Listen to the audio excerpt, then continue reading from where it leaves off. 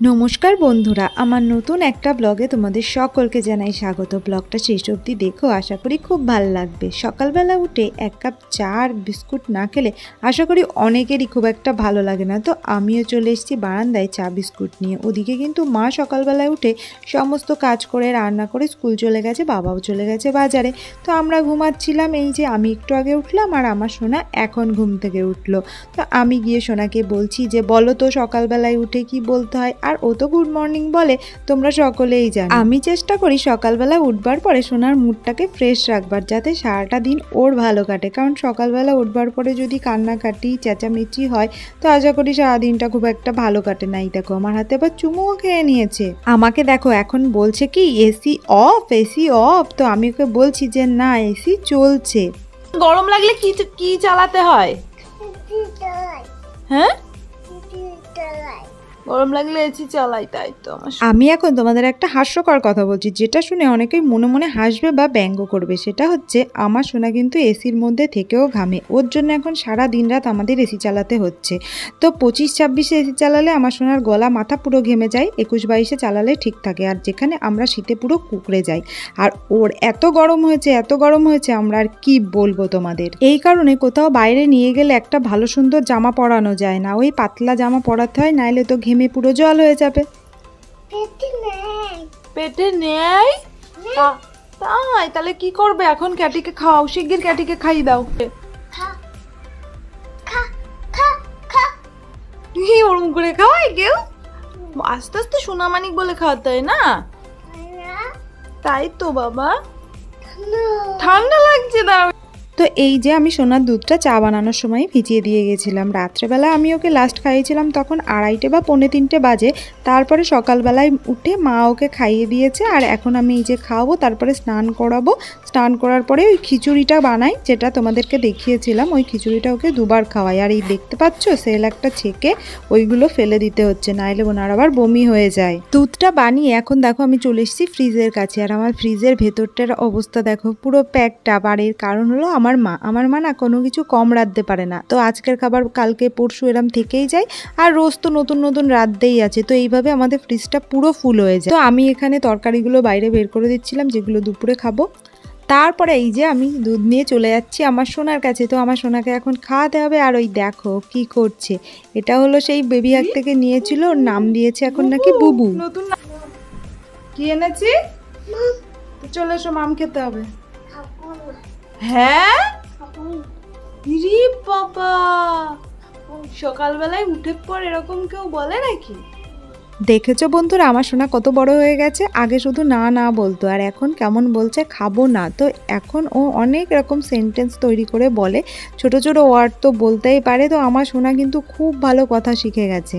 আমার সোনার কিন্তু 2 বছর কমপ্লিট হয়ে গেছে, কিন্তু এখনও কোনো শক্ত খাবার খেতে পারে না। তো অনেকে যারা দেখেনি তারা ভাবে হয়তো আমরা ভুল বলি, মানে মিথ্যে বলি, যে পারে হয়তো না বলি। আর যারা চোখের সামনে দেখে তারা ভাবে যে আমরা হয়তো চেষ্টাই করি না ওকে খাওয়ানোর জন্য। কারোর বাড়িতে গেলে বা বিভিন্ন অনুষ্ঠানে গেলে যখন সবাই দেখে যে ও সত্যি কিছু খেতে পারে না, তো তখন অনেকে অনেক রকম কথা বলে বা আমাকে অনেক রকমভাবে বলে যে এটা করবা, ওটা করবা, সেটা করবা। কিন্তু তারা বোঝে না যে আমিও চাই বা আমরা সবাই চাই যে ও সব কিছু খেতে শিখুক, কিন্তু আমরাও ফেল হয়ে যাচ্ছি। আমাদের সব কিছু ট্রাই করা হয়ে গেছে, ও গালের মধ্যে নিয়ে চিবিয়ে যে সেটা গিলতে হয় এটা ও বোঝেই না। এটা কিভাবে আমরা ওকে বোঝাবো সেটা আমরা নিজেরাই বুঝতে পারছি না। তো লাস্ট অবধি আমাদের সবার কথা হলো যে ও যতদিন পারে এই দুধ আর সেরেলাক খেয়ে যাক, আর ও যবে পারবে ভাত খাবে। কারণ অনেকেরই দেখেছি যে 2-3 বছর, 4 বছর, 5 বছরে গিয়েও অনেকে ভাত খাওয়া শেখে। তো আমরা ভাবছি ও সেটাই করবে। আর এখন এই যে আমার সোনার নতুন খাবার, যেহেতু 2 বছর হয়ে গেছে, পেডিয়াশিওর অ্যাডভান্স প্লাস আর সেরিগ্রো, তো এই খেয়েই আমার সোনা বেঁচে আছে আর খাচ্ছে। তোমাদের ওই যে খিচুড়ি যেটা বললাম, ওটা ওকে 2বার করে দিই, তাও তো মানে ওনার অক এসে যায়, ওনার পছন্দই হয় না। আর এই দেখো এই অবধি যে আমার সোনাকে কতগুলো ব্রাশ আমি কিনে দিয়েছি তার কোনো ঠিক নেই। এটা আগের দিন অ্যাপেলো থেকে নিয়ে আসা হয়েছে, এটা আমার দেখতে খুব ভালো লেগেছিল তাই ওকে এনে দিয়েছি। এই দিয়ে মনে হয় একদিনও ব্রাশ করেনি। কি বলছো? টিভি চালাও। আমরাও এখন ওকে ছেড়ে দিয়েছি যে ও যবে একা একা খাওয়া শিখবে। অনেক বাচ্চাই আছে 4-5 বছরে গিয়ে ভাত খায়, তো আমাদেরও মনে হচ্ছে এ সেরকমই করবে।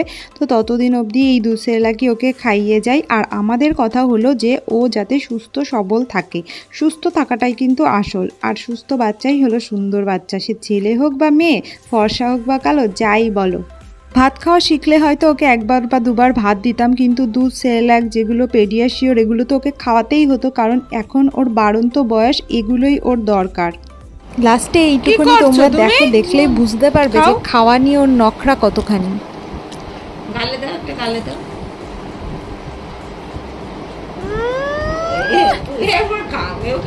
এক বাটি নিয়ে ভঙ্গি করে বেড়াচ্ছে। তাকে তুমি তো বললে খাবো খাবো, খাও খাও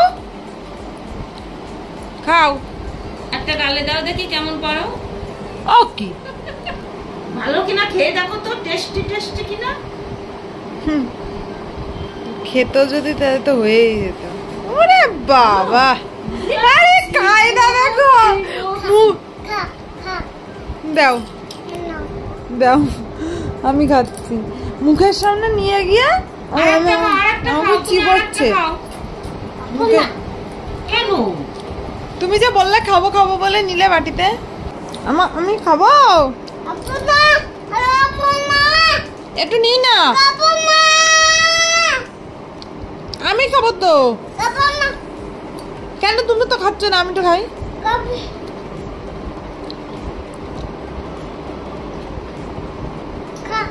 দাও দাও দাও দাও, থ্যাংক ইউ।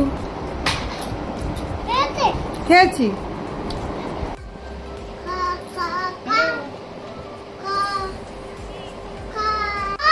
আমি খেয়েছি, তুমি খাও তো, তুমি একটু খাও। না না, জেসমিন না, অন্য নাম্বার, তাহলে আপনার ভুল হয়ে গেছে। এ মা কি করলো?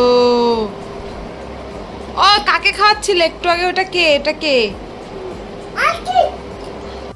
দেখতেই পেলে বন্ধুরা যে ও নিজে না খেয়ে অপরকে খাওয়াতে খুব ভালোবাসে। সে দেয়াল হোক, পুতুল হোক আর মানুষ হোক, ও সবাইকে খাওয়াতে কিন্তু খুব ভালোবাসে। আমরা যখন কিছু খাই, চা বলো, মুড়ি বলো, যাই বলো, ভাত বলো, ও বলে দাও দাও, খাবো খাবো, নিয়ে দেওয়ালকে নিয়ে যায় খাওয়াতে, ওর পুতুলদের খাওয়ায়, নিজে কিন্তু এক ফোঁটাও মুখে তোলে না।